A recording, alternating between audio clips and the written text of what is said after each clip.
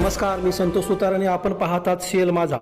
चंदगड तालुक्यातील हलकर्णी येथील दौलत विश्वस्त संस्थेच्या यशवंतराव चव्हाण महाविद्यालय व गुरुवर्य गुरुनाथ विठ्ठल पाटील कनिष्ठ महाविद्यालयाच्या प्रभारी प्राचार्यपदी इंग्रजी विभागातील ज्येष्ठ प्राध्यापक डॉक्टर आर जरळी यांची नियुक्ती करण्यात आली. त्यांच्या निवडीबद्दल शैक्षणिक, सामाजिक तसेच विद्यार्थी वर्गातून अभिनंदनाचा वर्षाव होतोय. दौलत विश्वस्त संस्थेचे ज्येष्ठ संचालक व मार्गदर्शक गोपाळराव पाटील यांच्या हस्ते प्राध्यापक डॉक्टर जरळी यांना नियुक्तीपत्र प्रदान करण्यात आलं. यावेळी संस्थेचे उपाध्यक्ष संजय पाटील, सचिव विश्वास पाटील, राजकुमार पाटील, महाविद्यालयाचे प्राचार्य डॉक्टर बी.डी. अजळकर, कार्यालयीन अधीक्षक प्रशांत शेंडे, नॅक समन्वयक प्राध्यापक डॉक्टर आर.ए. घोरपडे, प्राध्यापक एस.एन. खरुजकर यांच्यासह सर्व प्राध्यापक, शिक्षकेतर कर्मचारी मोठ्या संख्येने उपस्थित होते.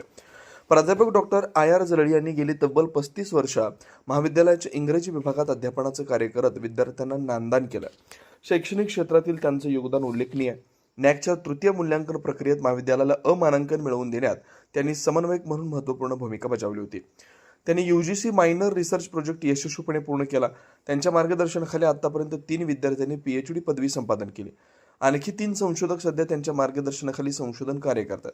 त्यांचा अनेक शोधनिबंध राष्ट्रीय व आंतरराष्ट्रीय दर्जाच्या संशोधन नियतकालिकांमध्ये प्रकाशित झालेत.